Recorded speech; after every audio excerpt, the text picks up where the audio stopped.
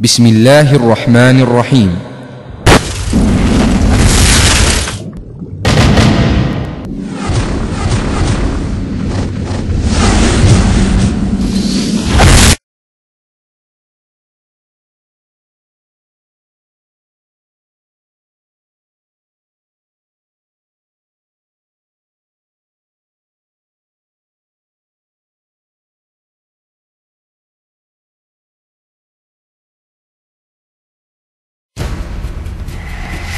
The English Bible is the most widely read book in the world.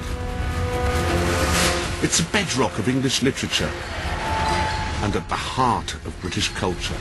Right at the start of things, it's sort of hot-wired into our national life.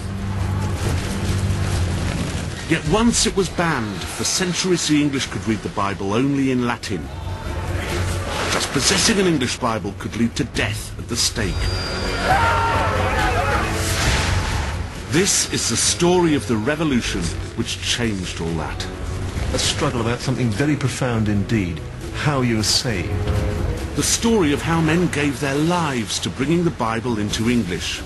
John Wycliffe, Thomas Cranmer, and William Tyndale. They changed the church. I don't think it would have been possible to have the Church of England as we know it without Tyndale. And in doing so, they changed England itself. So the Pope!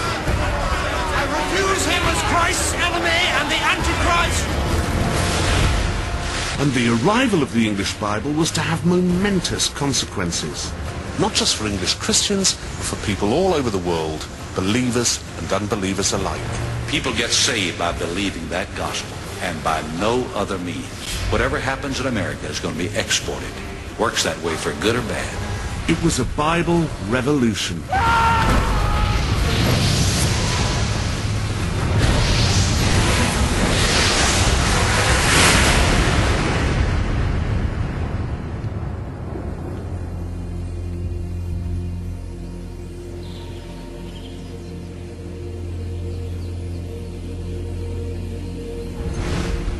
O our Father, which art in heaven, hallowed be thy name.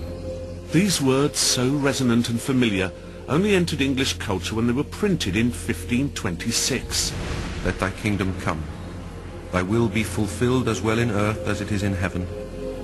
They were part of the first translation ever of the Gospels into English from the original Greek. Give us this day our daily bread. And forgive us our trespasses, even as we forgive our trespassers.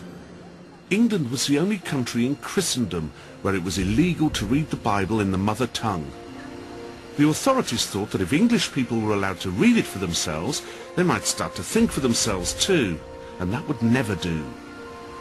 And lead us not into temptation, but deliver us from evil. For thine is the kingdom, and the power, and the glory, forever. Amen. Yet within 300 years, that translation had transformed how we English spoke to each other, how we wrote our books, and how we saw our God. But it did more even than that. It fundamentally changed the way in which we thought of ourselves. England was once the most devoutly Catholic country in Europe. Now it had become fiercely, proudly, independently Protestant. And it believed that it had God's providence to thank for that. The translation of the Bible into the mother tongue was the crucial defining factor in all of this. Not just for English people here in England, but for our American descendants and for the rest of the English-speaking world. The consequences were enormous, and they're still with us today.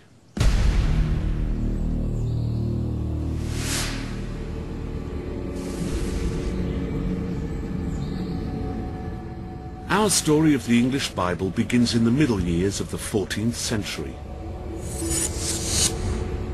A dark, dark time.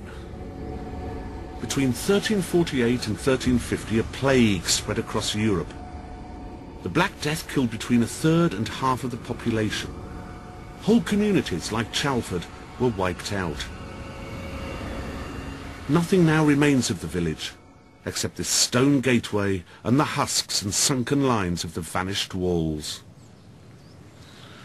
Of course, the poor people afflicted by this plague had not the remotest notion of where it had come from, how it was transmitted from person to person, and still less how to get rid of it. And this void, this lack of understanding, was, of course, filled by God. They believed that the Black Death must somehow be a judgment upon them for the evil in their hearts. And they feared not just for their lives, but for their very souls. They turned to the church for reassurance.